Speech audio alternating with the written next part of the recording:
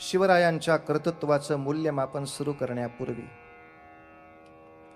आधी आक्रमणाचं मूल्यमापन पूर्ण करू, मग कर्तृत्वाकडे जाऊ. कारण आतापर्यंत भारतवर्षामध्ये ज्या ज्या म्हणून स्वाऱ्या झाल्या त्या स्वाऱ्या परतवून लावण्यासाठी प्रत्येक वेळेला भारतीय वीरांनी जो काही अट्टहास केला, पण या सर्वांपेक्षा शिवरायांचं महत्त्व वेगळं ठरतं. याचं कारण सांगतो. अगदी भारताचा प्राप्त इतिहास जो आहे, माहितीतला जो प्राप्त इतिहास आहे, तो साधारणतः सिकंदराच्या स्वारीपासून सुरू होतो. अलेक्झांडरच्या स्वारीपासून भारताला बचाव करणारे चाणक्य चंद्रगुप्त, त्याच्यानंतर शकांची, हुणांची, कुशाणांची जी जी काही अनेक आक्रमणं झाली त्याला थोपवणारे कोणी यशोधर्मा, कोणी विक्रमादित्य, या सर्वांच्या कर्तृत्वाला तितकाच मोठा नमस्कार करताना एक लक्षात ठेवायला हवं की आतापर्यंतचं आक्रमण हे बहुतांशी राजकीय आक्रमण, सत्ता मिळवण्यासाठी झालेलं आक्रमण, राज्य मिळवण्यापुरतं झालेलं आक्रमण. त्यामुळे फारशी धर्मामध्ये ढवळाढवळ कोणी कोणाच्या केली नाही. कोणाच्या धार्मिक आचार विचारांवर फारशी कुठेही गदा आली नाही. पण साधारणतः इसवी सनाच्या 711 नंतर भारतामध्ये आलेल्या आक्रमणाचा मूळ उद्देश नुसतं राज्य वाढवणं नव्हे, तर आपल्या ध्वजाखाली सर्व विश्वाला आणणं हे एक धार्मिक कर्तव्य लक्षामध्ये घेऊन आपल्यावरती स्वारी झाली. अर्थात तेच ध्येय घेऊन यवनांची प्रत्येकच राष्ट्रावर स्वारी झाली. कोणत्याही देशावरती आक्रमण करताना फक्त सत्ता हा महत्त्वाचा विषय नव्हता. ती भूमी आपल्या धर्माच्या अधिपत्याखाली राहण्यासाठी वाटेल त्या अत्याचाराचे कळस करणं असल्या महाक्रूर गोष्टींनी 711 पासूनचा भारतवर्षाचा इतिहास भयानक दिसतो आहे.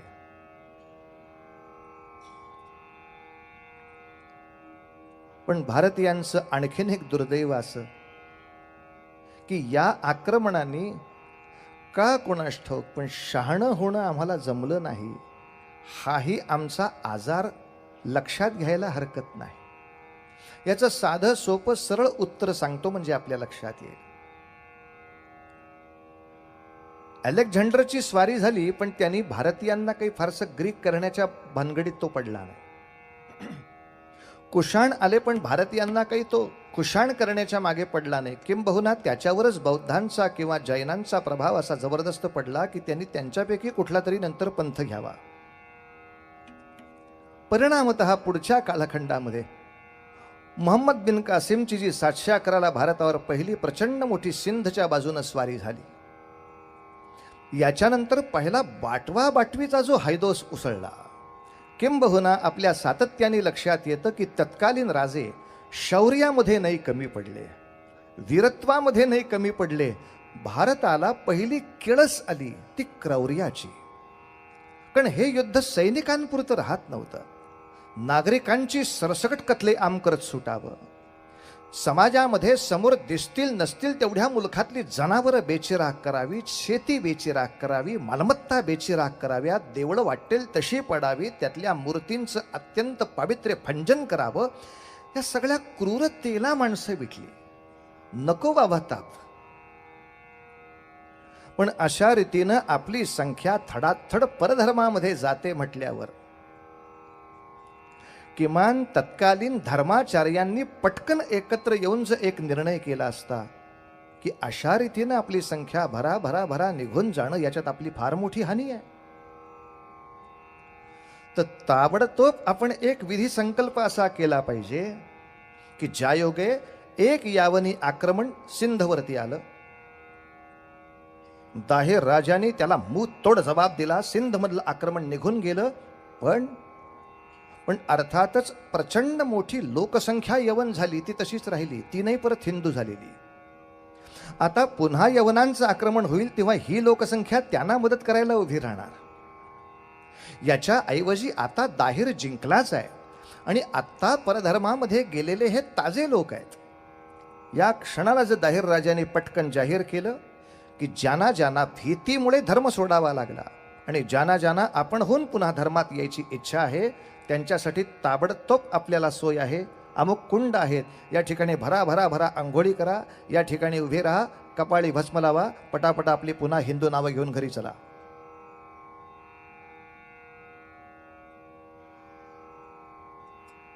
हिंदूंची दारं जाणाऱ्यांसाठी उघडी राहिली आणि यवनांची संख्या भारतामध्ये कायम राखायला मदत दुर्दैवाने हिंदूंनीच जास्त केली. यवनाच्या तावडीमध्ये सापडलेले अनेक हिंदू हिकमतीनं सुटून परत यायचा प्रयत्न करत होते, पण आमच्याच घरच्यांनी नंतर ती दारं लावून टाकली, आता येऊच नका. परिणामतः धर्मशास्त्र्यांनी नाकारलं, समाजाने नाकारलं, असा नाकारलेला मनुष्य जास्त कडक होतो, जास्त द्वेष्टा होतो. आणि असं लक्षात आलं तर आपल्याला दिसेल की 700 सालापासून 800 साल 900 साल इथपर्यंत स्वाऱ्या येत राहिल्या, आपण तोंड देत राहिलो, पण 1100 सालामध्ये खुरीची स्वारी झाली, ती निर्णायक झाली. ज्या स्वारीमध्ये दिल्लीच्या सिंहासनावर पहिल्यांदा मुघलांचा पाय लागला, तो नंतर मग जवळजवळ 1000-1500 वर्ष पुसता नाही आला. पण घोरी तरी कोण? आश्चर्य वाटेल आपल्याला ऐकून, घुरी ही संपूर्ण जमात हिंदूंची होती, जी दुर्दैवाने तलवारीच्या जोरावर बाटवली गेली, ती आम्ही परत घेतली नाही म्हणून जास्त कडवी झाली होती.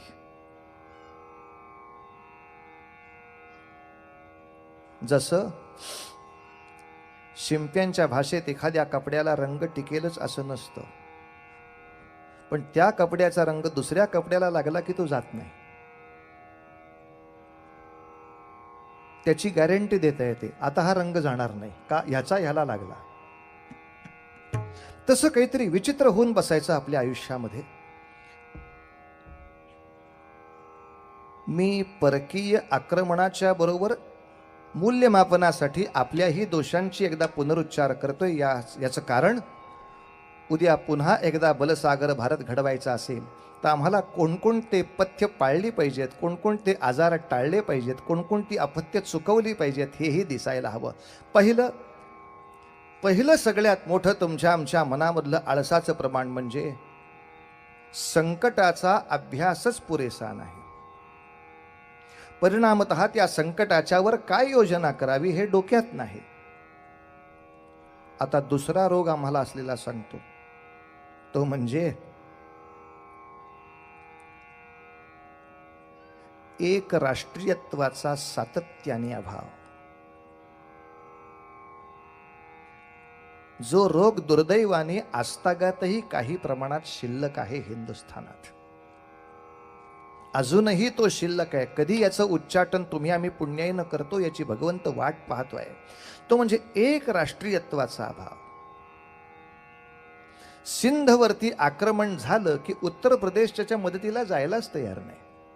सिंध बघून घेईल. राजस्थानवर आक्रमण झालं, गुजरात म्हणतो मी कशाला जाऊ. पंजाबवरती आक्रमण झालं, बंगाल म्हणतो मी कशाला जाऊ. इतकंच नव्हे तर मध्यंतरीच्या काळामध्ये गझनीनं जेव्हा सोमनाथाचा आमच्या 12 ज्योतिर्लिंगांपैकी एक महत्वाचं असलेलं शिवमंदिर फोडलं, त्याच्यातून लक्षावधी रुपयांची लूट त्यांनी नेली. हे मंदिर वाचवण्यासाठी तत्कालीन गुजरातमधल्या राजांनी एक असा विनंतीवजा अर्ज काढला होता की आसपासचे आपण सगळे राजपूत राजे, आपण हिंदू राजे पटकन एकत्र होऊया आणि या सोमनाथाचं सगळं काय असेल ते पावित्र्य वाचवूया. बाकीचे राजे म्हटले हा प्रश्न गुजरातचा आहे.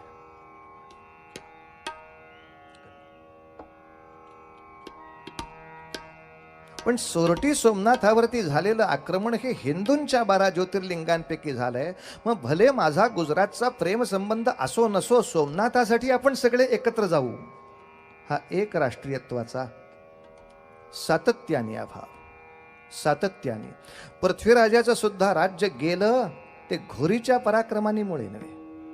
घोरीच्या पराक्रमामुळे नव्हे तर इतिहास सांगतो महम्मद घोरीनं जवळजवळ 10 वेळा स्वारी केली होती दिल्लीवरती, पण पृथ्वीराजांनी त्याला असा काही जबाब दिला की महम्मदाला जागेवर उभं नाही राहता आलं.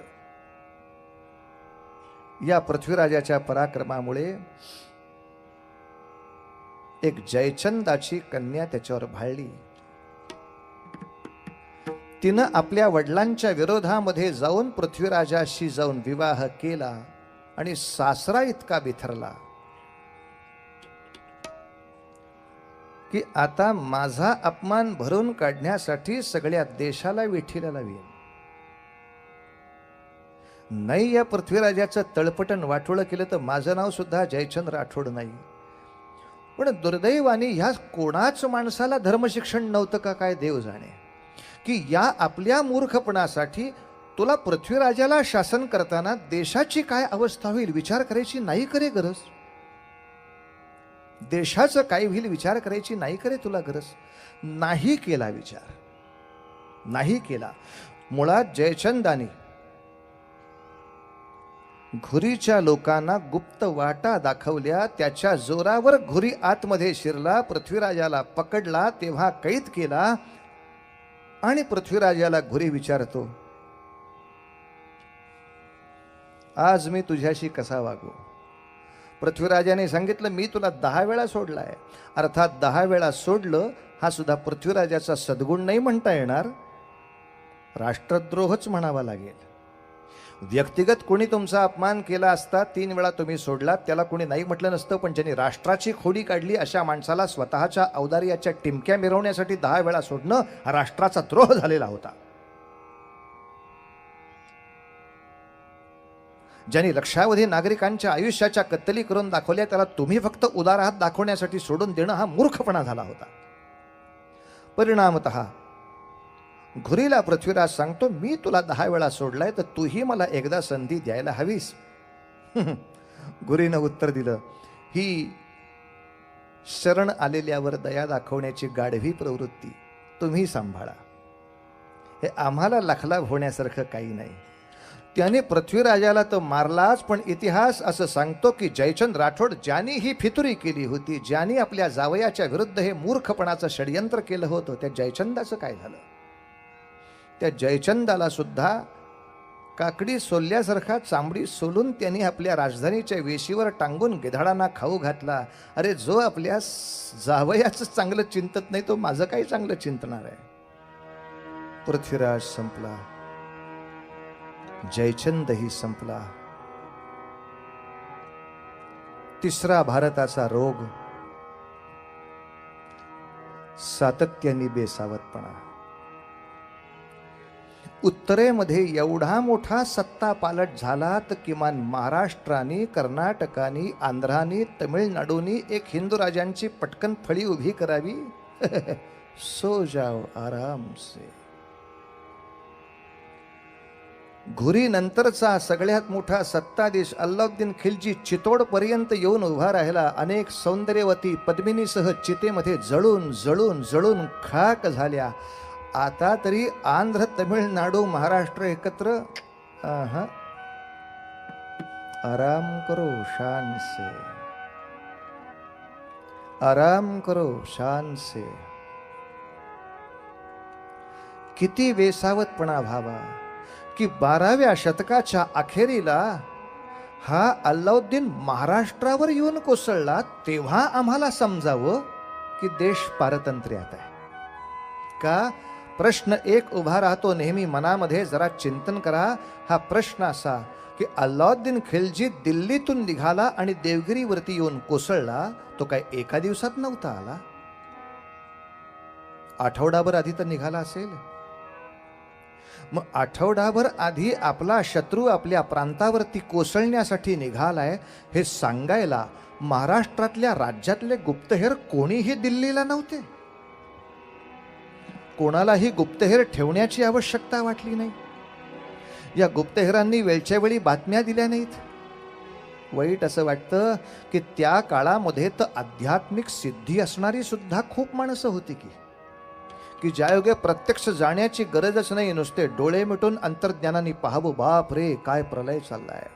नव्हे, हिमालयाच्या कुठल्याही कड्यावरून कुठल्या तरी साधूनी असं पुटपुटावं आणि ते विंध्यावरच्या साधूला ऐकू यावं. अशा महासिद्धी ज्या काळामध्ये भारतामध्ये पाणी भरत होत्या, अशा कोणी साधू संन्याशांनी सुद्धा पटकन येऊन सांगितलं नाही की बाबा देवगिरीवरच्या राज्य करणाऱ्या राजा नको बेसावत राहूस. अल्लाउद्दीन खिलजी 8,000ची फौज घेऊन वेड्यासारखा तुझ्या अंगावर दौड करून आलाय. नर्मदा ओलांडून खिलजी देवगिरीवर कोसळला तेव्हा कुठे तलवारी ढाली कुठे शोधायला आम्ही सुरुवात केली. आणि हे युद्ध अल्लाउद्दीनाने छेडलं तेव्हा देवगिरीचा राजा राम, त्याचा भाऊ शंकर, हा शंकर गेला होता कुठे? असं काही दिल्लीला मोठं परचक्र झालंय म्हणून हिंदूंची एकजूट करायला शिकारीला गेले होते महाराज. वन्यजीव संरक्षण कायदा हातात घेऊन शिकारीला गेले होते महाराज. इकडे अल्लाउद्दीनाने देवगिरीचा विध्वंस केला. शंकरदेव जसा आला, शंकरदेवाची आणि रामदेवाची सेना एकत्र झाली तर अल्लाउद्दीनाचं काही खरं नव्हतं. कारण हा सेनासागर 15,000च्या वर जाणार होता. अल्लाउद्दीनाकडे 8,000 माणसं होती. पण अल्लाउद्दीन मोठा शहाणा होता. त्यांनी आम्ही किती बेसावध होत याचा छान अभ्यास केला होता. आमचा एकही गुप्तहेर दिल्लीकडे नसल्यामुळे आता दिल्लीतून इथे काय येणार आहे ह्याच्यावर विश्वास कोणाचा ठेवायचा? अल्लाउद्दीन म्हणेल त्याच्यावर विश्वास ठेवायचा. आमचा माणूस आहेच कुठे वार्ताहर तिथे. त्यामुळे अल्लाउद्दीनाने येता क्षणी अफवा उठवून दिली, आता आम्ही 8,000 आलो होतो. पण दिल्लीवरनं अशाच भयानक राक्षसांची 1,00,000 फौज येते. सावधान दक्षिण देश, सावधान परत उठलात तर. आता आंध्र कर्नाटककडच्या ज्या लोकांची इच्छा होती तेही तलवारी टाकून खाली बसले. असे लाख यायचेत म्हणजे केवढ्याला पडायचं. एका बाजूला देवगिरीला शंकरदेवानी आणि रामदेवानी एकत्र येऊन संग्राम उभा केला. अल्लाउद्दीनाची फक्त 7,000 फौज लढत होती. 1,000 फौज राखीव त्यांनी बाजूला ठेवून दिली. आणि जसं युद्ध थोमस चक्रीला पेटलं त्याच्याबरोबर त्यांनी राखीव असलेली 1,000 फौज फक्त बोलवली आणि 7,000 लोकांनी ओरडायला सुरुवात केली, आली आमची 1,00,000 फौज आली. आणि केवळ अफवेच्या जोरावर युद्ध अल्लाउद्दीनाच्या हातात गेलं. आमची जिंकत असलेली वीरश्री थांबली. हातातल्या तलवारी टाकून माणसं पळत सुटली. अरे यांना धीर द्यायला सुद्धा कोणी नाही की रे, की ही अफवा आहे. नाही कोणी लाख माणसं दिल्लीतनं आलेली. ह्याच्याकडे आहेत कुठे लाख माणसं आणायला? पण अल्लाउद्दीनावर विश्वास ठेवू नका. त्याच्याकडे काही नाही हे सांगायला कोणी संत महात्मा तेव्हा उभा नाही. वार्ता पोचवायला गुप्तहेर नाही. परिणामतः दक्षिणेकडचं राज्य मारलं मारलं मारलं इतकं की 12व्या शतकाच्या अखेरला महाराष्ट्र आणि 13व्या शतकाच्या अखेरला कन्याकुमारीला मशीद उभी सुद्धा राहिली. इतक्या धडाक्याने आक्रमण एका देशाच्या एका टोकापासून दुसऱ्या टोकापर्यंत पोचलं महाराज. हे सगळंच काही एका पराक्रमाने नव्हतं. तुमचे आमचे बेसावतपणा सुद्धा इतके नडले की यानंतर प्रत्येक सामान्य माणसाला तर संकटाला सामोरं जावं लागलंच. पण संत महात्मे सुद्धा देवासमोर रडू लागले, देवा नको देवराया अंत आता पाहू, नको देवराया, नको देवराया, नको देवराया.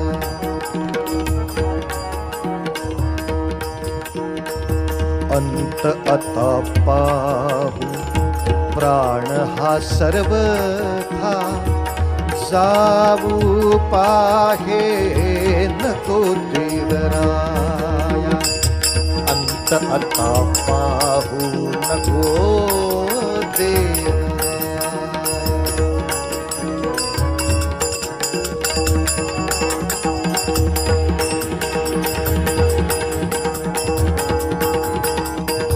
प्राण हा सर्वथा जाऊ पाहे, नको देवराया.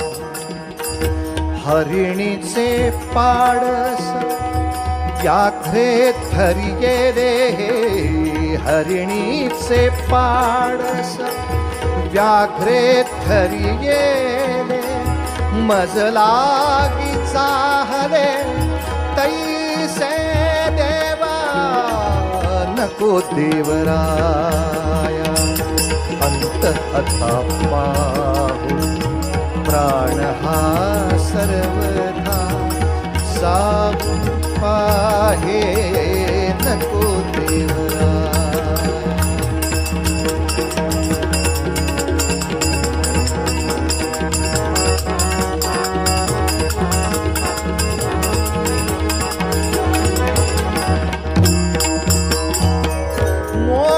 मोकलोनियास चाहले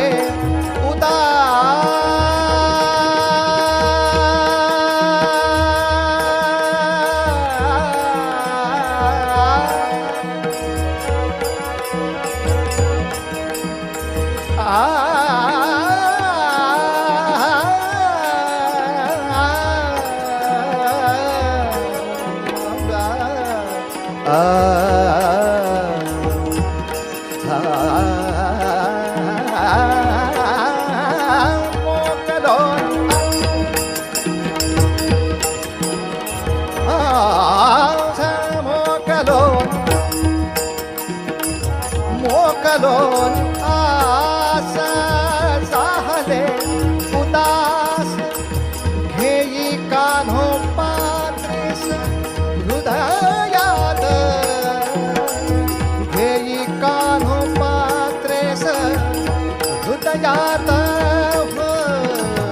नको देवराय.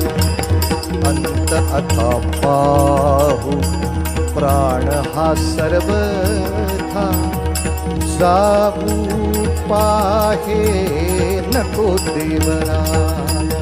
नको देवराय. नको देवराय.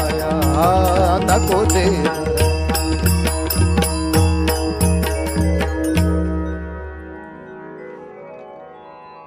कुठपर्यंत अन्याय सहन करावा. नामदेव महाराजांसारख्या संतांनी तीर्थावळी काढून दिल्लीपर्यंत जावं. दिल्लीच्या बादशहाने नामदेवांना दरबारामध्ये बोलवावं आणि त्यांच्या डोळ्या देखत गाय कापून टाकावी. दम द्यावा वारकऱ्यांना. किती दिवसात करता जिवंत गाईला. महाराजांनी म्हणावं 3 दिवसात करतो. 3 दिवस अन्न पाण्याविना वारकरी दिल्लीच्या दरबारात कोंडले जावेत.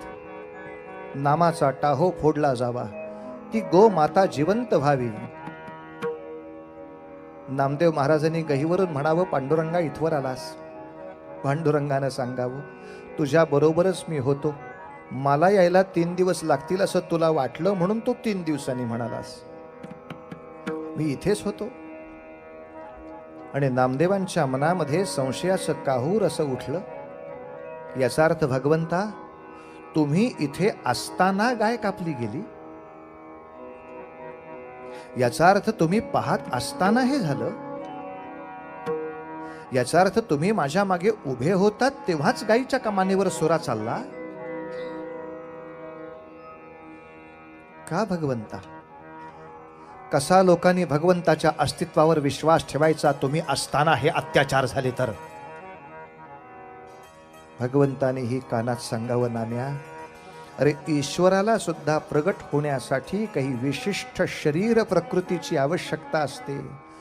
देव्हारा नीट केला म्हणजे देवाला येऊन बसायला सोपं पडतं रे. असे सामर्थ्यवान देव्हारे आहेत कुठे? सगळ्या भक्तांच्या तब्येती भक्त सुदामा आणि राक्षस वास्को द गामा.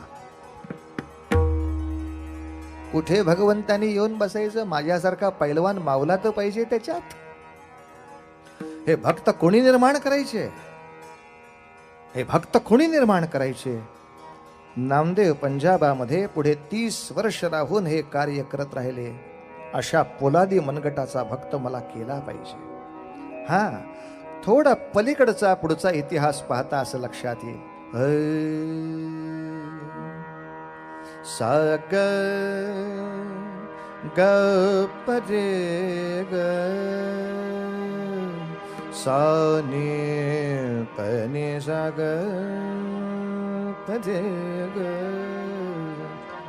साग बसाने प गपनी प गनी ग गबरे ग. भारत सगळ्या वेळ झोपलाच नाही नाही नाही नाही. थोडी जागृती दक्षिण प्रांतात आली. थोडी जागृती दक्षिण प्रांतात आली आणि 14व्या शतकाच्या अखेरला दक्षिणेमध्ये एक हिंदू साम्राज्य पुन्हा उभं राहिलं, ज्याला विजयनगरचं साम्राज्य म्हणतात. हे विजयनगरचं साम्राज्य निर्माण करणारे दोन वीरपुरुष हरिहर आणि बुक्कराय, या दोघांनी म्हणून हे साम्राज्य असं चढतं वडतं वैभवाला पोचवलं की ज्याच्यामध्ये कला विज्ञान संस्कृतीचा परमोत्कर्ष गाठला. भारतीय संस्कृतीनं अप्रतिम शिल्प झाली, अप्रतिम ग्रंथ झाले, नृत्य संगीत या सगळ्या कलांमध्ये देश प्रखर विद्या पावला. पण याचबरोबर एक कौतुक होतं, या राज्य निर्मितीमध्ये शृंगेरी पीठाचे प्रमुख शंकराचार्य विद्यारण्य स्वामी हेही सामील होते. या तलवारीला धर्माचं अधिष्ठान दिलं होतं. नशीब त्यावेळेच्या बुक्करायाचं, नाही तर एखाद्याने प्रवचन दिलं असतं, वो तो राजकारण की बात है, हम इसमें दखल नहीं देना चाहते, चला घरी. असा कुठलाही प्रकार न होता विद्यारण्य स्वामी स्वतः तिथे दटून राहिले. आणि कसे तर सर्व हिंदूंच्या अनेक उपजातींना एकत्र करण्यामध्ये ते कामरत. कारण आमच्यामधले पोटभेद काय कमी आहेत? पोट कमी, भेद खूप. एकाच शंकरांच्या भक्तामध्ये सुद्धा शैव आणि लिंगायत दोन वेगळे परत. एकाच वैष्णवांमध्ये तिर्पगंध, सरळगंध, तिर्पगंध हे 3 प्रकार वेगळे. अजून बब पोट. सगळ्या पोट पंथांना एकजुटीनं दारून आद्य शंकराचार्यांच्या बरोबरीनं विद्यारण्य स्वामींनी त्या आद्य शंकराचार्यांची गादी चालवली. कारण प्रत्येक हिंदू मनुष्य पंचायतन पूजा करतो, कुठल्या एका रूपाची नाही. शिव आहेत, विष्णू आहेत, गणपती आहे, शक्ती आहे आणि सूर्य म्हणजे स्वतःची कुलदेवता आहे. या 5ही जणांची पूजा आपली एकत्र आहे. त्यामुळं कोणीही कोणाच्या रूपाचा द्वेष करायचा नाही, कोणालाही कमी जास्त लेखायचं नाही. हे आचार्यांकडून आज्ञा आल्यावर जे प्रचंड संक्रमण झालं ते कौतुकाचं होतं. पण पुन्हा एकदा वैभव आलं की हिंदू संकट विसरला. वैभव आलं की हिंदू संकट विसरला. हरिहर आणि बुक्करायांच्या विजयनगरच्या साम्राज्याचं कौतुक कुठपर्यंत होतं? ऐकून ठेवा, कुठपर्यंत होतं. त्यांनी स्वतः कुराणाचा आदर तर केलाच, तर इतकंच नव्हे तर विजयनगरच्या आसपास असणाऱ्या मुस्लिम धर्मियांच्यासाठी अत्यंत आदराने मशीदही बांधून दिली. एक सुंदर प्रार्थनास्थळ उभं केलं. नव्हे, दरबारामध्ये ज्या विद्वत चर्चा व्हायच्या त्याच्यामध्ये ख्रिश्चनांचे पाद्री सुद्धा येऊन बसायला लागले. इतका सगळ्या धर्मांचा सन्मान विजयनगरच्या हिंदू साम्राज्यानं केला. पण एका बाजूला हा सगळा सन्मान चालू असताना महाराष्ट्रामध्ये मात्र हसन गंगू बहामनी या एका सरदाराने 5 बादशाह्या निर्माण केल्या. आदिलशाही, कुतुबशाही, इमामशाही, निजामशाही, बरीदशाही. हे 5 बादशहा महाराष्ट्राच्या, कर्नाटकाच्या, आंध्राच्या विविध भागांवरती आपलं स्वामित्व जमवून उभे राहिले. अनेकांना अशी शंका येते, यांच्या हातामध्ये जर सत्ता होत्या तर 100% हिंदू वाटून का नाही मोकळे झाले? कसे वाटवतील? गुलाम म्हणून वापरायला कोणी हवं होतं ना. त्यांना ज्या क्षणाला कळलं की या लोकांना धर्मापेक्षाही स्वतःचं मोठेपण जास्त प्रिय आहे, हे बादशहाच्या लक्षात आल्यावर ते कशाला गप्प बसतील? आम्हाला व्यक्तिगत मोठेपणा देण्याच्या भांडणामध्ये गुंतवून प्रत्येकाने आपापल्या सरदारांच्या फौजा उभा केल्या. आता आदिलशहाने निजामाशी लढायचं, निजामाने कुतुबशी लढायचं, कुतुबने इमामशी लढायचं, इमामने बेदरच्या बादशहाशी लढायचं, सगळ्या बादशहांनी एकमेकांशी लढायचं. आपापले मुलक वाढवायचे, आपापले खजिने वाढवायचे, मरायचं फक्त हिंदूंनी. कारण याही बादशहाच्या पदरी हिंदूच सैन्य, त्याही बादशहाच्या पदरी हिंदूच सैन्य. प्रत्येक सरदाराला फक्त बढतीचं आलोभन दाखवायचं, प्रत्येक सरदाराला फक्त जहागिरीचं प्रलोभन दाखवायचं. एकदा जहागिरी दिसायला लागली, बाकी सगळं देव धर्म गेला चुलीत. बाकी सगळा देव धर्म गेला चुलीत. असं काहीतरी विचित्र आपलं मानस तयार होतं, ज्याचा हा गैरफायदा घेतला जातो. विजयनगरचं एक हिंद साम्राज्य प्रचंड मोठं होतंय हे लक्षात आल्याबरोबर 5ही बादशहा एकत्र झाले. आणि 5ही बादशहाने म्हणून 15व्या शतकामध्ये तालिकोट नावाच्या रणक्षेत्रामध्ये अशी प्रचंड चढाई करून शेवटचा विजयनगरचा हिंदू राम राजा असा सटकून मारला. पुन्हा लढाईचा चुकीचा प्रकार, लढाईच्या चुकीचा प्रकार असा 5 बादशहांनी कोंडलेला राम राजा पकडला गेला. हा हरिहर बुक्करायाचा पुढचा वंशज, शेवटचा वंशज हा पकडला गेला. नभे आदिलशाही माणसाकडून त्याचं सट्टिशी मुंडकं उडवलं गेलं. राजाचं मुंडकं भाल्याला लावलं आणि ते मुंडकं हत्तीवर चढवलं. ज्या क्षणी समोरच्या 5 लाख हिंदू सैन्याने, मुद्दाम आकडा सांगतो, 1 लाखाचं घोडदळ आणि 5 लाखाचं पायदळ आहे रामदेवाकडे.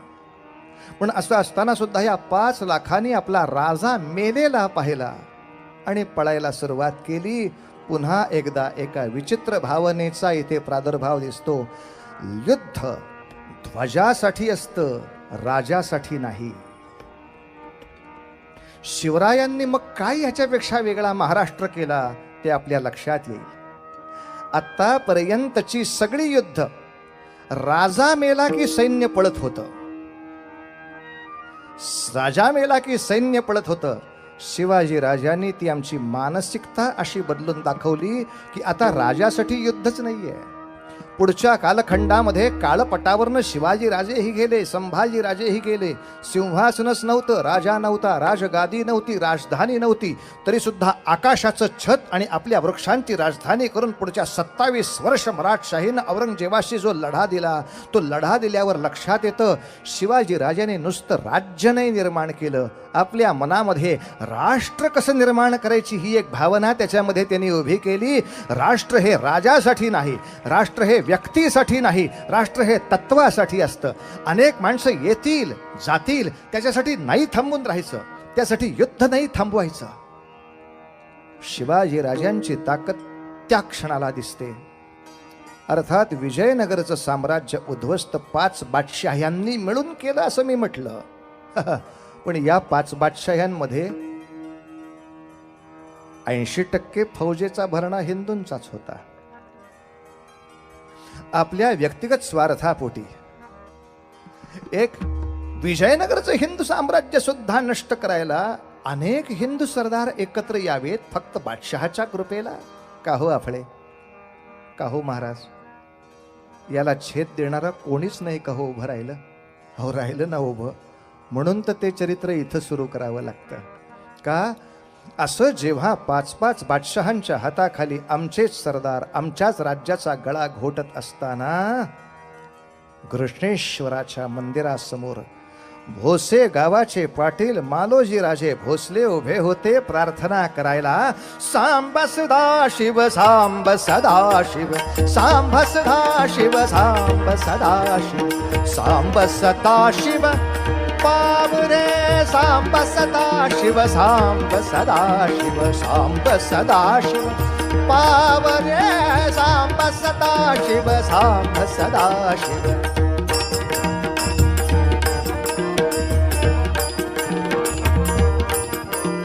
सांब सदा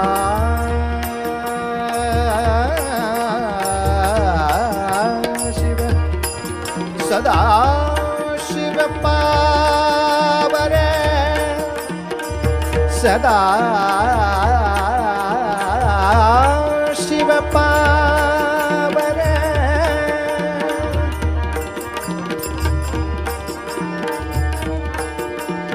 भक्तजनांच्या साधुजनांच्या रक्षणासी धाव, सांब सदा शिव सांब सदा शिव सांब सदा शिव सांब सदा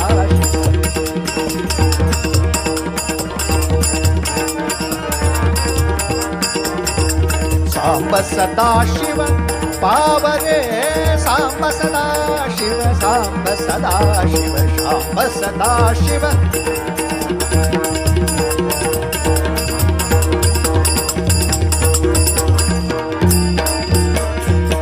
मनात अमुचा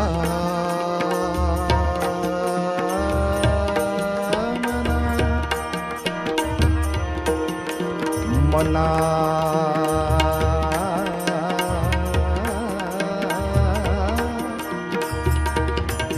मना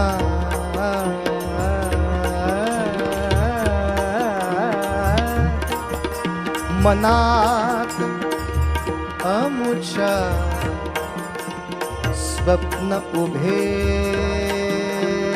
रे मनात अमुच्या स्वप्न उभे रे देवाच्या राज्याचे देवाच्या देवाच्या देवाच्या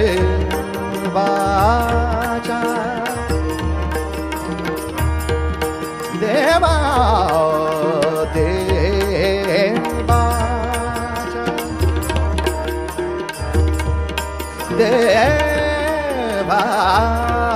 देवाच्या देवाच्या राज्याचे सहिष्णुतेचे मानवतेचे राज्य हे संतांचे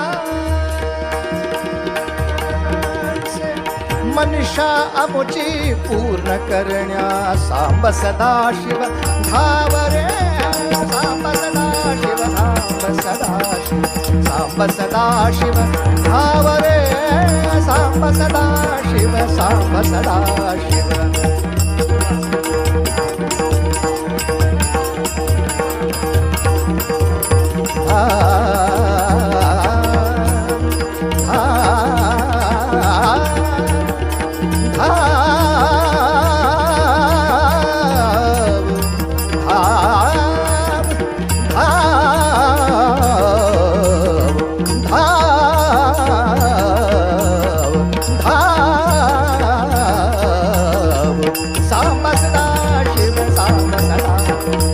सदा शिव धावरे सांब सदा शिव सांब सदा शिव सांब सदा शिव नमः पार्वती पते हर हर महादेव हे सांब शिव शंकरा आमच्या मनामध्ये धर्मराज्य उभं करण्याची इच्छा आहे प्रयत्न आम्ही करू शकतो यश तुझ्या हाती आहे तू आम्हाला कौल दिला पाहिजेस की तुला आमचं कार्य मान्य आहे म्हणून असा भगवान शंकरांच्या पुढे प्रार्थनापूर्वक नवस केला दुसऱ्या दिवशी शेत नांगरायला घेतलं ते हजारो मोहरांनी भरलेले हांडेच सापडले देवाने कौल दिला मालोजी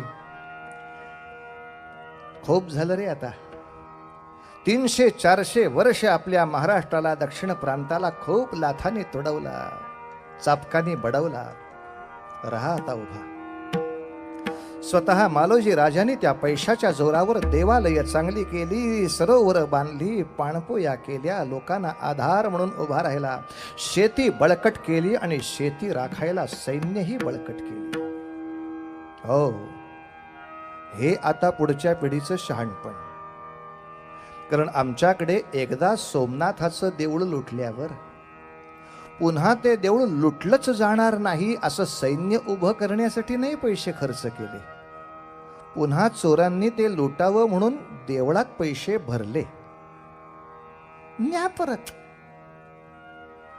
आणि कौतुकाने सांगितलं त्यांनी 15 वेळा नेलो ना आम्ही 16व्यांदा सुद्धा तिथे पैसे ठेवले पागलच आहेत पण आस्थागायत आमची ही वृत्ती बदलत नाही अजूनही ज्यांच्याकडे करोडो रुपये असतात असे लोक सोन्यासारखी माणसं उभी करू असे कधीच नवस करत नाही. फक्त सोन्याचे दागिने करू याच्यातच सगळे खर्च करतात. आणि असे दागिने करायचे, मोहरा करायच्या, भांडी करायची, खजिन्यात ठेवायची आणि सरकारला देऊन टाकायची. हिंदू धर्माच्या म्हणून कल्याणासाठी तो पैसा जर खर्च केला असता, जर व्यय झाला असता, तर हिंदूंना दुसऱ्या पुढे पदर पसरायची आयुष्यात वेळच कधी आली नसती. आपण नुसतं म्हणायचं हिंदूंकडे तसं फंडिंग नाही हो. अरे कटलं डोंबल्याचं फंडिंग नाही. फंडिंग खूप आहे. फंडिंग ज्यांच्याकडे आहे त्यांना अक्कला नाहीत. या निर्बुद्धांच्या हातामध्ये लक्ष्मी जाऊन बसल्यामुळे हा सगळा तुमच्या आमच्या आयुष्याचा बट्ट्या बोळ आणि गोंधळ होऊन बसला आहे. आमच्या मंदिराची कधीही विटंबना होणार नाही यासाठी सज्ज असणारी 5,000 मुलं उभी करून दाखवतो. देता का वर्गणी? असलं काही सांगू नका. बर, मग चोरांना लुटायला सोपं पडावं म्हणून मी देवळाला सोन्याचं दार बसवतो. हो, म्हणजे आत येऊन लुटण्यापेक्षा बाहेरच्या बाहेरच न्यायला बरं ना. असं सोन्याचं दार करतोय. देता का वर्गणी? कितीची पावती फाडू? टाळकं फाड तुझं. हराम्या, देवळाला सोन्याचे पत्रे बसवायचे असतील तर तुझ्याकडे पैसा आहे, पण देवळाला राखायला मनगट कोणी उभं करत असेल तर त्याच्या खटल्यासाठी तुझ्याकडे पैसा नाही होय रे. असली मूर्ख आणि अक्कल शून्य माणसं लक्ष्मीपती झाल्यामुळं त्या लक्ष्मीपतीनं तरी काय करावं? डोकं आपटून घ्यावं यांच्या पुढे. सोमनाथाची मंदिरं नुसती आम्ही पैशाने भरत बसलो. मालोजीराजे त्यासाठी शहाणे ठरले. त्यांनी शेती मोठी केली, पण आधी खजिना भरताना तो राखता आला पाहिजे ही सुरक्षा व्यवस्था पक्की केली.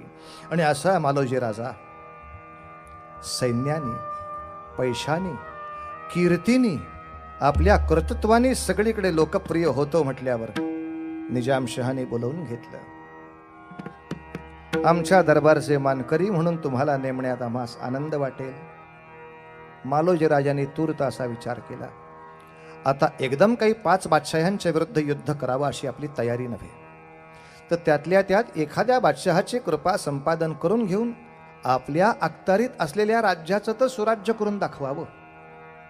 एक प्रयत्न करून पाहू, एक प्रयत्न करून पाहू. मालोजी राजांचं कर्तृत्व बहराला आलं. पण ऐकण्यासारखी गोष्ट ही आहे, कर्तृत्व बहराला आलं म्हणजे काय? म्हणजे इतकंच की निजामाच्या आदिलशहा बरोबर, कुतुबशहा बरोबर आणि इमामशहा बरोबर ज्या ज्या वेगवेगळ्या लढाया होत असत त्याच्यामध्ये निजामाला यश मिळवून देत ते राहिले. आता तूर्त काही पर्यायच नव्हता, त्यामुळे या मार्गाने जावंच लागलं. पण मालोजींचं मन सुद्धा खात होतं की शेवटी निजामशहाला खुश करण्यासाठी करायचं काय? ज्याचा माझा काहीही खरा वैराचा संबंध नाही अशा आदिलशावर तुटून पडा. काय असतं, कर्तृत्व बहराला या माझं यावं अशी आशीर्वाद देणं सुद्धा अवघड होऊन बसतं. हो ना, हो का नाही? मला सुद्धा कित्येक डॉक्टर नमस्कार करायला येतात आणि म्हणतात आशीर्वाद द्या की माझा दवाखाना खूप छान चालावा. आता याचा दवाखाना छान चालावा असा आशीर्वाद देणं म्हणजे रत्नागिरीमध्ये आजारी माणसांची संख्या वाढली पाहिजे ना. तेवढे पेशंट झाल्याशिवाय ह्याचा दवाखाना कसा चालायचा? म्हणजे एकाच्या आशीर्वादामध्ये हजारो लोकांचं अकल्याण म्हणायची वेळच येते. तसं कित्येक वेळेला मालोजी राजांचं कर्तृत्व बहराला आलं. निजामशहाने त्यांची पाठ थोपटली, मान्य. पण कर्तृत्व म्हणजे शेवटी तिथे काय होती? संधी. संधी एकच, इतर बादशहांना ठोकणे. आश्चर्य वाटेल हो आपल्याला. खरं म्हणाल तर निजामशहा, कुतुबशहा, बरीदशहा, इमामशहा हे सगळे एकाच पंथाची अनुयायी, तरी एकमेकाला त्रास देऊन उरारो बसतायत. आजही जगाच्या पाठीवर म्हणाल तर एकाच धर्माचे अनुयायी असलेले अनेक देश एकमेकांचे वैरीच दिसतात. इराण, इराक सारखे एकमेकाशी भांडत असतात. अफगाणिस्तान एकमेकाशी सारखे भांडत असतात. तालिबान यांच्याशी पाकिस्तानशी भांडत असतो. का भांडताय? भांडत असतात, हे सत्य. एका बाजूला जर्मनी सुद्धा बायबलच वाचते, इंग्लंड सुद्धा बायबलच वाचतं, फ्रान्स सुद्धा बायबलच वाचतं. सगळ्यांचा उभा दावा. इंग्लंड म्हणतं जर्मनीला नाही खाली नाक लावायला. म्हणजे धर्मग्रंथ एक असताना, तत्वज्ञान एक असताना, प्रेषित एक असताना सातत्याने उभा दावा. त्या मनाने हिंदुस्थानचं कौतुक करायलाच पाहिजे. कारण एकमेकांच्या पेक्षा वेगवेगळ्या उपासना हिंदूंच्या आपल्या एका देशात किती आहेत? स्वच्छपणे दिसणाऱ्या 10 आहेत, पण अगदी न दिसणाऱ्या सगळ्या संख्या जर मोजल्या तर हिंदुस्थानामध्ये एकमेकांच्या विरोधी उपासना असणारे 600 पंथ आहेत, की ज्याची एकाची उपासना एकाशी तशी जुळत नाही. वैदिकांची उपासना वेगळी आहे, ती जैनांशी जुळत नाही. जैनांची उपासना अशी आहे, त्यांना वेदांची फारशी मान्यता नाही. बौद्धांची उपासना अशी जी जैनांना मान्य होणार नाही. शिखांचा धर्मग्रंथ वेगळा असणार, लिगायंताचा वेगळा आहे, शैवांचा वेगळा आहे, वैष्णवांचा वेगळा आहे, गाणपत्यांचा वेगळा आहे, शाक्तांचा वेगळा आहे, कापालिकांचा वेगळा आहे, महानुभावांचा वेगळा आहे. किती नावं घेऊ? पण इतके सगळे वेगवेगळे पंथ असताना सुद्धा कोणीही एकमेकाच्या विरुद्ध दंगल करायची नाही. हे पवित्र हिंदुस्थाननी हजारो वर्ष सांभाळलेलं आहे. त्यामुळे जगाला सहिष्णुतेची शिकवणूक देण्याचं तोंड जर कोणाकडे असेल तर ते फक्त हिंदू माणसांकडेच आहे. कारण त्यांनी 600 पोटभेद असताना सुद्धा एक राष्ट्र ठेवलं आहे, आणि बाकीच्यांनी धर्मग्रंथ एक असताना सुद्धा आपल्या भांडणात सगळ्या जगाला भरडायला बसलेले आहेत. 5 बादशहा असून सुद्धा ते एकत्र यायचे विजयनगर संपवायचं असेल तर. पण बाकीच्या वेळेला बोक्याची भांडणं, लोण्याचा गोळा कोणी खावा याच्यासाठी भांडायचं. पण काय मजा आली.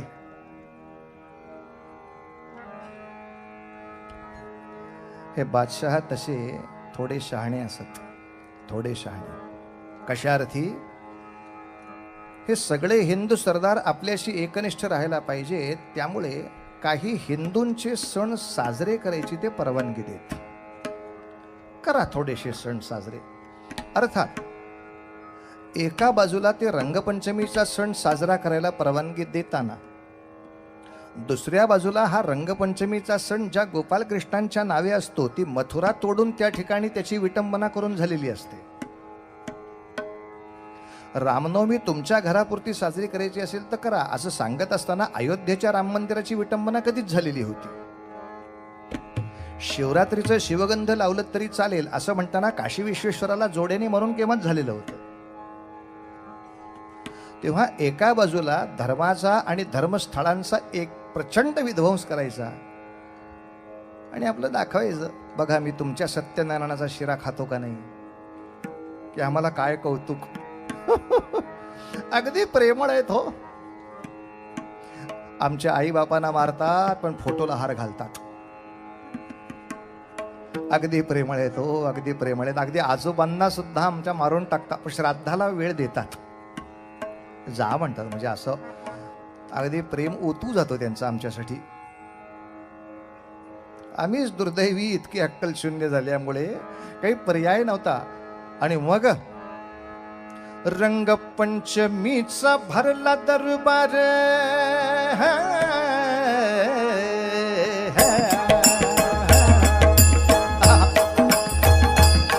पंचमीचा भरला दरबार, जीवू सुंदर बापा बरोबर आली होती रंग खेळण्याला, आली होती रंग खेळण्याला.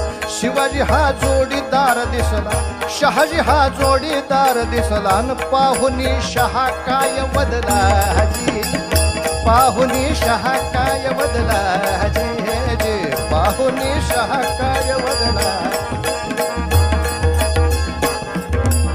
सिंदखेडच्या लखोजीराव जाधवांची लेक जीव आणि मालोजीचा पोरगा शहाजी सगळे सहकुटुंब सहपरिवार दरबारामध्ये रंग खेळताना, जीव आणि शहाजी रंग खेळताना निजामशहाने पाहिले आणि सहज बोलला, लखोजीराव जोडा मोठा छान दिसतोय,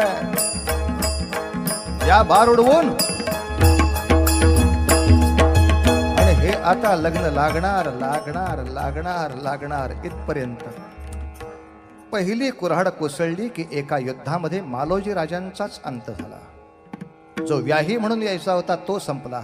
मग त्याच्या भावाने ह्या 2 पुराणा सांभाळलं. पुन्हा एकदा शहाजी राजांचं कर्तृत्व बहराला आलं आलं आलं आलं. म्हणजे कर्तृत्व बहराला आलं याचा अर्थ हाच घेत राहायचा पुढे सारखा. आणि अशा शहाजी राजाच्या बरोबर, पराक्रमी शहाजी राजाबरोबर आपली सोयरीक जुळावी. अनेकांची अशी कल्पना आहे की जाधवांची काही ही सोयरीक जुळावी अशी इच्छा नव्हती, उगाच बादशाह म्हणाला म्हणून सोयरीक केली. मग त्यांच्यामध्ये अंतर्गत धुसफूस तेव्हापासून सुरू झाली, असं एक मत आहे. पण दुसऱ्या बाजूला दुसऱ्या काही इतिहासाच्या पुस्तकांमध्ये शहाजी राजासारखा पराक्रमी उदयोन्मुख असा सरदार पाहिल्यानंतर लखोजींनी अत्यंत आनंदाने आपली मुलगी तिथे देऊ केली असंही आहे. त्यामुळे तूर्त कीर्तन ह्या परंपरेमध्ये या 5 दिवसासाठी तरी आपण हे पथ्य पाळणारच आहोत की दोन्ही पुस्तकात काय लिहिलंय ते सांगायचं. बुवा यातलं खरं कुठलं खोटं कुठलं तुम्ही सांगायचं. हो ना, आपल्याला काय करायचं. या पुस्तकातही असं लिहिलंय आणि या पुस्तकामध्ये असं लिहिलंय. हां, म्हणजे आत्ताचा एक विवेक जर सांगायचा झाला तर की माणसं म्हणतील की या सगळ्या बादशाहांमध्ये चांगला कोणी नव्हताच का. तर अगदीच कोणी चांगला नव्हता असं नाही म्हणता येणार. पण उडदा माझी काळे गोरे तसं दगडापेक्षा वीट मऊ असा चांगला होता. मग टाळकं आपटून जखम करेलच, फक्त दगड करेल एवढी नाही करणार. आणि त्यासाठी मी आपल्याला काही मार्गही सांगेन. अलीकडच्या सगळ्या पुस्तकांमध्ये अकबर नावाच्या बादशहाचं प्रचंड गुणगौरव केला जातो. पण मुळात अकबराचा सगळा इतिहास त्याच्याच दरबारी लोकांनी जो काही लिहिला आहे दिने अकबरीमुळे, तो जो वाचला तर आपण सहन करू शकणार नाही इतके सैतानाचं ते रूप आहे. पण दुर्दैवाने सत्याला आपण काही हो म्हणत नाही. पण त्या पुस्तकाप्रमाणे सैतानाचं रूप आहे, शासकीय पुस्तकाप्रमाणे तो धर्माचा अवतार आहे. आपण दोन्ही पुस्तकात काय ते सांगितलं. तेव्हा आता शासकीय पुस्तक तुमचं वाचून झालंय. ज्यांना इच्छा असेल, ज्यांना शक्य असेल त्यांनी अकबरनामा सुद्धा वाचून बघायला एकदा हरकत नाही. की नाण्याची दुसरी बाजू ते एकदा वाचून बघावं की काय तऱ्हेनं त्यांनी आपलं राज्य उभं केलं, काय तऱ्हेनं. काही प्रमाणात नवरत्न त्याच्या दरबारामध्ये होती, तो सर्वांचा सन्मान करी. पण त्या सन्मानाची प्रत काय होती, सन्मानाची प्रती काय होत्या, या साधारणतः आपल्याला त्या पुस्तकावरनं लक्षात येईल. कारण खरं पुस्तकही सगळं वाचायची गरज नाही. राणा प्रतापांच्या सारखे महावीर अकबराच्या विरोधामध्ये आपल्या हाती तलवार घेऊन आयुष्यभर लढत राहिले. हाच पुरावा आहे की अकबर अन्यायाचं राज्य करत होते. अकबर बादशहा जर न्यायाचं राज्य करत होते असं आपली ठाम भूमिका असेल तर राणा प्रतापांसारखा मूर्ख कोणी नाही, हेच त्याचं उत्तर असणार आहे. एवढं सगळं चांगलं राज्य चालू असताना तुम्हाला काय अंगात आलं होतं हे युद्ध करायचं. अहो, ते नव्हतं चांगलं राज्य. राणा प्रताप त्यासाठी उभे राहिले, पण पर्याय नाही. एकूणच आपल्या बोर्डाच्या अभ्यासक्रमाप्रमाणे अकबराच्या वर्णनाच्या 2 धडे आहेत आणि दिल्ली बोर्डाच्या पुस्तकात राणा प्रतापाचा उल्लेखच नाही आहे. राणा प्रताप नावाची व्यक्ती आली होती का नाही हेच कळेल असं झालंय. इतकं आपल्याला अनेकांचं प्रेम ओतू जात असतं. हरकत नाही, इतिहासात असेल सत्य तर ते लिहावं यात संशय नाही. पण दुसऱ्या बाजूला असंही त्या व्यक्तीबद्दल लिहिलंय एवढं अभ्यासू माणसाला सांगायला काय हरकत आहे की एका बाजूला अकबर बादशहाने जेव्हा चितोडवरती स्वारी केली होती तेव्हा चितोडवरच्या 30,000 नागरिकांची बेदर्द चाललेली कत्लेआम त्याने शांत डोळ्यांनी पाहिली. तेव्हा तो हर्षभरीत झाला असे त्याचे सरदार जेव्हा लिहितात तेव्हा 30,000 निरपराध माणसं कचाकच मानेवर कमरेवर तलवारी लागून त्यांच्यात रक्ताच्या चिळकांड्या उडत असताना, त्यांची माणसं विवळत असताना, ते दुःख करत असताना, ते मरत असताना जो शांतपणे शत्रू मरतोय याचा आनंद घेऊ शकतो. आता याच्यानंतर तो खूपच शांतताप्रिय होता, परमदयाळू होता, परमसहिष्णू होता. हे सगळे साबणाच्या पाण्याचे बुडबुडे जत्रेमध्ये काढत बसावं आपण. मुळात सगळ्या कथा पाहिल्यानंतर लक्षात येतं चितोडच्या राजस्थानच्या हजारो रमणींनी या अकबराच्या सैन्यापासून आपली आबरू वाचावी म्हणून जोहार करून जीव दिलेत. इतके चारित्र्याने सुद्धा ही हीन माणसं. आजपर्यंत शिवरायांचं आक्रमण झालं काय किंवा त्याच्यानंतरच्या काळामध्ये मराठशाहीच्या कोणाचंही आक्रमण झालं काय? कधीही यवनांच्या बादशहांच्या स्त्रियांना जोहार नाही करावे लागले. नीतिमत्ता तलवारीला कशी आणून देते ते फक्त हिंदूंनी दाखवलं तुम्हाला आजपर्यंतच्या आयुष्यामध्ये. पण सातत्याने हिंदूंना शिव्या घालण्याचा मक्ता घेतलेलं, सतीचं व्रत घेतलेलं नालायक जी माणसं वर बसली आहेत त्यांच्या उरावर आपण सगळे सापडलो आहे. प्रश्न असा आहे, कोणी कोणाला हिंसक म्हणावं? त्यामुळे दोन्ही पुस्तकात काय लिहिलंय ते मी सांगणार आहे. त्याप्रमाणे आत्ताचा विचार करताना मी सांगतोय की एका पुस्तकाप्रमाणे, एका ऐतिहासिक संदर्भाप्रमाणे लखुजींची इच्छा नव्हती, पण बादशहाच्या आग्रहापोटी ते लग्न लागलं. पण काही इतिहासामध्ये नाही बाबा, त्यांनी प्रेमाने ते लग्न लावून दिलं. मग भांडण लागलं का आणि कसं?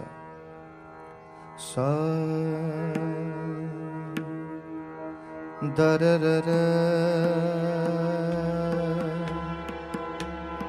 तरत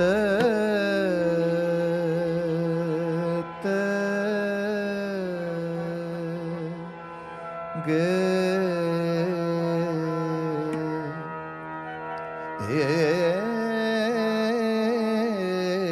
तोडी नावाचा हा राग आहे. हा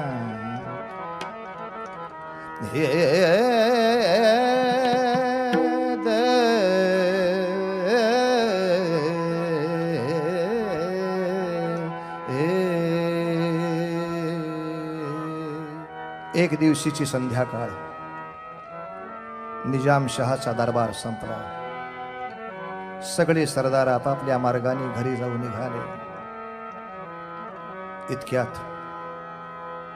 इतक्यात खंडागळे नावाच्या सरदाराचा हत्ती अचानक उधळला आणि लोकांना तुडवत अंगावर येऊ लागला. त्या हत्तीला थांबवण्यासाठी लखोजी जाधवांचा मुलगा दत्ताजी जाधव तो आपले स्वार घेऊन त्या हत्तीवर चाल करून गेला. हत्ती थांबवला, पण तुम्हाला तुमचा हत्ती सांभाळता येत नाही का म्हणून थोडंसं रागवून खंडागळ्यांवर सुद्धा स्वारी केली. खंडागळ्यांवरती स्वारी झाल्यानंतर भोसले हे खंडागळ्यांचे मित्र, खंडागळ्यांच्या मदतीसाठी शहाजीराजांचे बंधू धावले आणि या भोसले जाधवांच्या चकमकीमध्ये दत्ताजी जाधव मारला गेला. दत्ताजी जाधव पडलेला लखोजींच्या कानावर जेव्हा कळलं तेव्हा लखोजी वायुवेगानं उलटे आले. पुन्हा युद्धाला तोंड फुटलं आणि भोसल्यांकडचा शहाजीराजांचा बंधू, ज्याचं नाव संभाजी भोसले, शंभू या नावामागे जी एक सल होती ती इतपसूनची आहे. या संभाजी भोसल्याला लखोजी जाधवांनी तलवारीच्या फाकड्याने संपवला. खरं सूड संपला होता. खरं इथं सूड संपला होता. नजर चुकीनं दत्ताजी मारला गेला. याचा सूड म्हणून भोसल्यांच्या गटातला एक मारला गेला. विषय संपायला हवा, पण डोकं असं फिरलं होतं, नाही या भोसल्याचा नायनाट करीन तर माझं नाव जाधव नाही. आणि जे वैर दोघांमध्ये पेटलं ते जिजाबाईंचं स्वप्न मनातल्या मनातच ठासळून गेलं. शहाजी राजाबरोबर लग्न झाल्यानंतर या जिजाबाईच्या मनामध्ये आशेचे धुमारे फुलायला लागले होते की आता माझे बाबा आणि माझा पती हे एकत्र येऊन काहीतरी पुन्हा मोठं स्वराज्य उभं करतील. पण आता बाबा आणि आमचे पतिराज एकत्र यायची शक्यताच निघून गेली होती. हे दोघं एकत्र यायची शक्यता निघून गेली. लखोजी चिडले चिडले चिडले इतके, निजाम जर शहाजी राजाचा सन्मान करत असेल तर मला नाही राहायचं इथं. लखोजीने निजाम शहाला सोडला, मोगलांना जाऊन मिळाले. हे सगळं एकदम लक्षात राहील असं नाही, पण साधं साधं साधं मी जास्तीत जास्त सोपं करतोय. थोडं एकतानतेनं ऐका, गणित कळेल कसं भराभर पुढं जात आहे. मुघलांकडे गेले. मुघलांचा त्यावेळचा बादशहा शहाजहान, त्याला असा आनंद झाला की असा लखोजी सारखा माणूस नव्हे, त्याच्या बरोबरीनं विजापूरच्या आदिलशहानं सुद्धा निरोप पाठवला की शहाजहान तुम्ही खाली उतरत असाल तर या निजामाला दोघं मिळून गिळू. सगळे नरभक्षक. शहाजहान आपली ताकद घेऊन खाली उतरला. विजापूरचा सरदार त्याला मदतीला येणार होता. लखोजी तर मदतीला होतेच. निजाम घाबरला. शहाजीराजे म्हणले, निजाम, माझ्या हातामध्ये सूत्र देत असलास तर अजून विजय मिळवून दाखवतो. सर्व सेनेची एक छत्री सूत्र शहाजीराजांच्या ताब्यात दिली. शहाजीराजांनी शहाजहान बरोबर असा काही मुकाबला करून दाखवला की इतिहास सांगतो, विजापूरची मदत असताना आणि शहाजहानची मुघलांची ताकद असताना शहाजीराजांनी शहाजहानला खाली बसायला लावला, गुडघ्यावर बसायला लावला, तह करायला लावला आणि निजामशाही वाचवून दाखवली होती. तेव्हापासून शहाजहान ओळखत होता, शहाजी नावाची काही वेगळी शक्ती महाराष्ट्रात आहे, जी दिल्लीच्या 80,000 फौजेशी मुकाबला केवळ 20,000 माणसं घेऊन करू शकते. केवळ 20,000 माणसं घेऊन आदिलशहाला तटस्थ करू शकते. यह ठीक नहीं होगा. शहाजहान उलटा गेला आणि पुन्हा एकदा शहाजीराजांच्या मनामध्ये वारे खेळू लागले. अरे, आपल्या शक्तीवर बादशाह्या उभ्या आहेत, आपण आपलं राज्य का नाही करत? आपण आपलं राज्य का नाही करत आहे?